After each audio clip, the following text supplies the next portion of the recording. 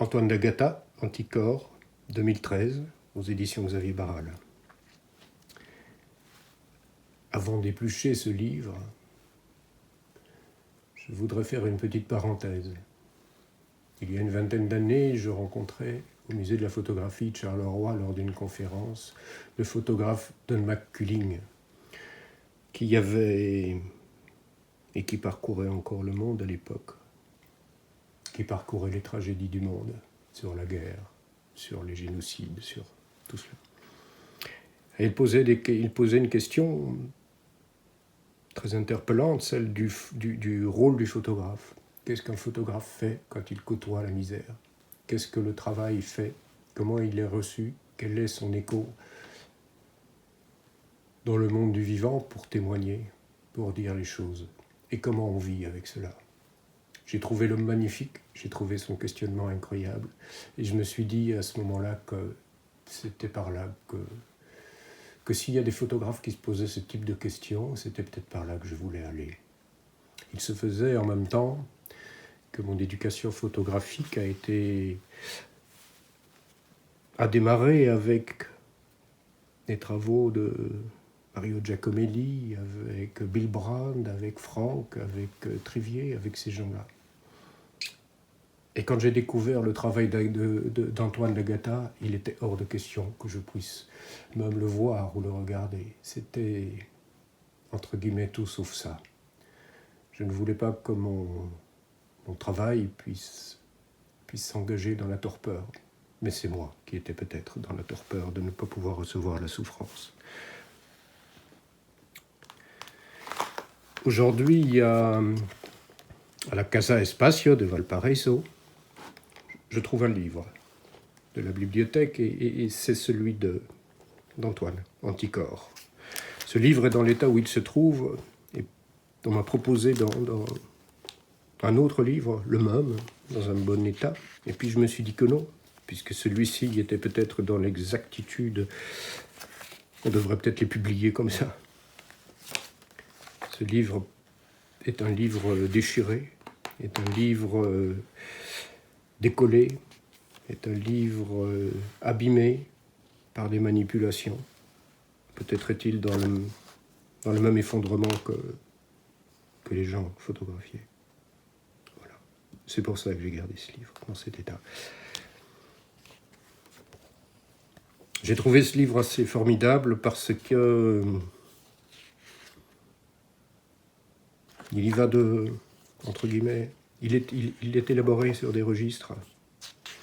Il est élaboré sur du texte que je dois vous avouer ne pas avoir lu correctement jusqu'au bout. J'ai lu quelques citations, j'ai lu quelques bribes pour essayer de voir que je m'en sortais, mais je n'avais pas besoin de ça. En fait, quand j'ai découvert ce livre, je me suis retrouvé exactement dans la même position que quand j'ai entendu le discours de Don McCulling il y a une vingtaine d'années. Et je me suis rendu compte que ce photographe, Antoine d'Agata, ici, a passé sa vie dans le même désordre et dans la même impossibilité de vivre sans être pleinement dans le sujet qu'il photographiait. Et voici que, dans l'ère que nous vivons aujourd'hui, avec la photographie, je me rends compte que ce sont des choses assez rares. Ou peut-être que la photographie a pris un autre pan, celui de la monstration, de la démonstration, et qu'il n'est plus sujet de rentrer dans le témoignage absolu, comme ont pu le faire ces maîtres de la photographie. Il y a des registres du portrait. J'y vais pleinement. J'y vais de la même façon. Il y a des paysages. Il y a des yeux qui sont des paysages. Il y a lui, il y a les autres.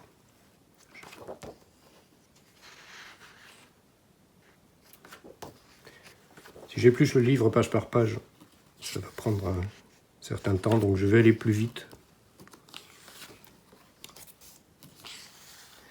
Il y a par contre, dans la formalisation du livre, des choses que j'ai trouvées très, très efficaces. C'est la somme du travail collecté, qui est mis comme ça en vignettage, et qui fait figure. Il n'y a pas besoin systématiquement de montrer l'œuvre pour l'œuvre. Il n'y a pas besoin de faire des photographies et d'en témoigner comme des œuvres d'art. Il y a un travail. Voici une des plus belles citations du livre que j'ai trouvé. Ce que nous voyons n'est pas fait de ce que nous voyons, mais de ce que nous sommes. Fernando Pessoa. Il s'agit bien de cela. Comment voyons-nous? Et pourquoi voyons-nous cela plutôt qu'autre chose? Il y a nos obsessions quand nous photographions, et puis il y a nos obsessions quand nous vivons, et puis il y a surtout la manière dont on peut percevoir et s'engager dans le paysage, être avec. Comment est-ce qu'à un moment donné, un photographe s'engage si totalement, si puissamment avec son corps, en entier? Comment est-ce qu'on parle de la chair? Comment est-ce qu'on parle de la douleur? Comment est-ce qu'on parle de l'effondrement, du chaos, sans pouvoir s'y donner complètement et entièrement? De là, bien évidemment, de parallèle entre ces gens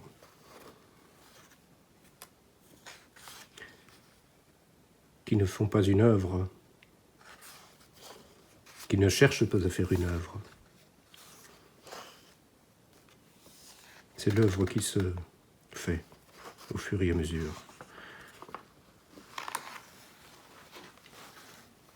Il y a de la contagion dans les œuvres, il y a l'accumulation, il y a la somme de toutes les parties. On ne peut pas photographier cela sans être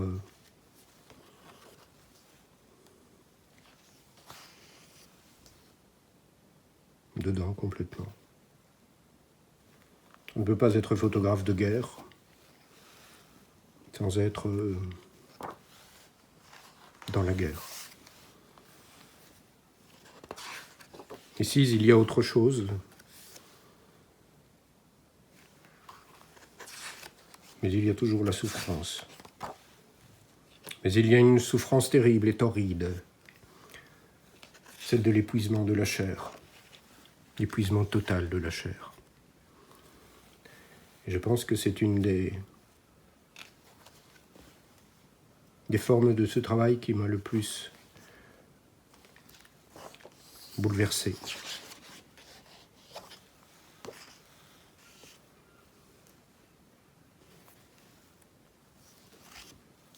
Et puis il y a des accumulations de cet ordre, toujours dans le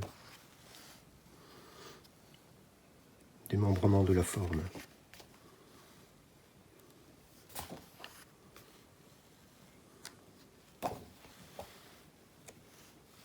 Les corps, les vies sont anéantis, ou s'anéantissent par elles-mêmes.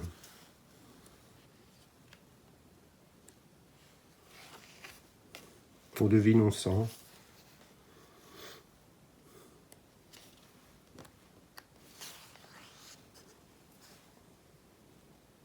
Il y a un énorme chaos, comme si la vie était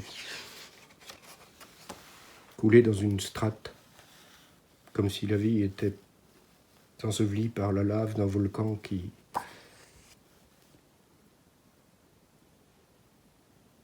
arrête et qui empêche toute tendresse, tout amour, toute beauté, toute possibilité d'être autre chose, d'être autrement.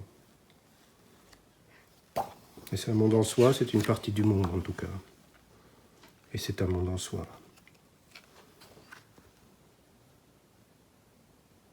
Et en même temps qui ne souffre pas dans sa chair.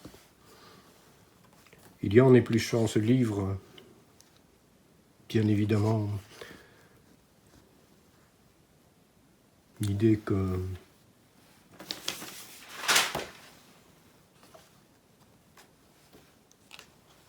qu'il y ait du christique derrière. On pense à la crucifixion des corps, on pense à l'engagement de notre humanité. Tous les reflets de la religion, tous les reflets de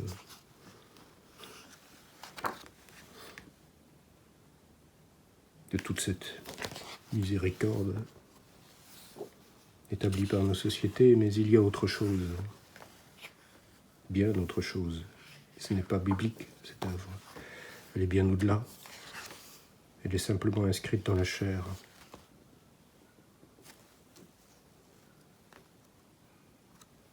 Et la souffrance. Et la solitude. Je pense que cette œuvre ici, dans ce livre rejoint, est l'œuvre d'Antoine de Gatta. Je le vois ici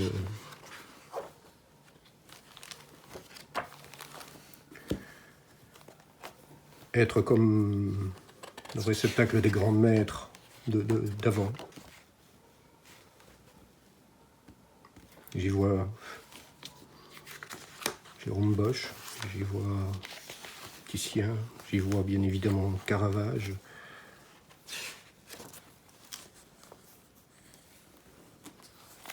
Et puis,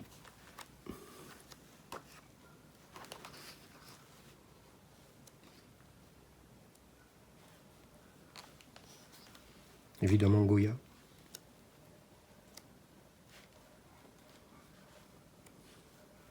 Goya qui fut pour moi peut-être un des premiers photographes sans appareil photo.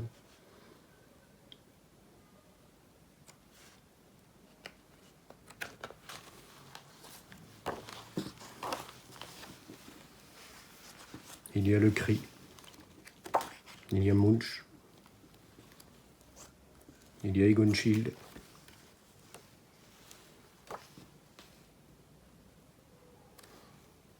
Et il y a bien évidemment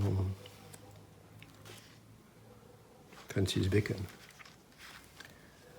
À ce sujet, j'ai vu un livre qui témoignait de ces parallèles qu'on peut faire entre le travail de Bacon et celui, évidemment, d'Antoine de Gatta. Faut-il faire un livre des parallèles des œuvres pour dire qu'il y a même fonction? Je ne sais pas si cela ne nuit pas à l'œuvre, ou si cela fait juste un livre de plus. Au même titre que j'ai découvert, très dernièrement aussi,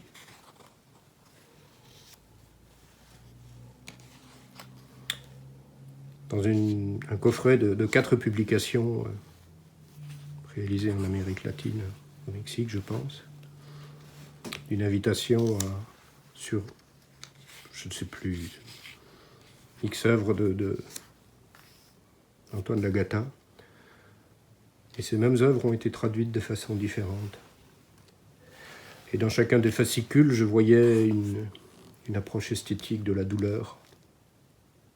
Et pour moi, ce fut juste 4 parutions qui voulaient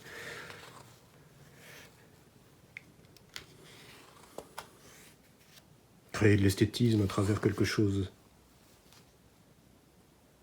qui ne peut la recevoir. C'est exactement comme le travail de Don McCullin, que j'ai vu un jour dans une exposition où l'œuvre était, je pense que c'était dans une FIAC à Paris, où il y avait une espèce de galerie qui avait fait un espace d'exposition tout en velours noir, avec à l'intérieur de ces velours noirs ou bordeaux, complètement sortis du Vatican, des petites caisses lumineuses.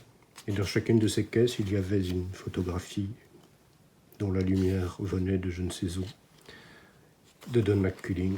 Et j'ai trouvé ça absolument déplacé. Faut-il outrepasser le travail, le raffermir d'un autre esthétisme? À quoi cela sert-il? Par contre, j'ai rarement vu un livre aussi efficace, aussi fort, aussi poignant, qui démontre l'œuvre complète d'un homme qui s'est donné corps et âme, à ce qu'il a engagé de lui-même, c'est-à-dire lui tout entier.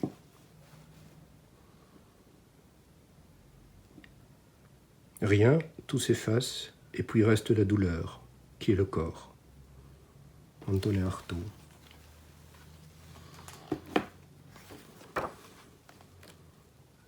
Je pense qu'ici, Antoine d'Agata a réalisé avec Xavier Barral un livre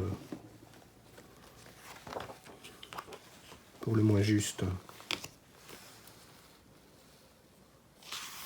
tragique, mais juste. Sans rien de trop, sans rien de moins.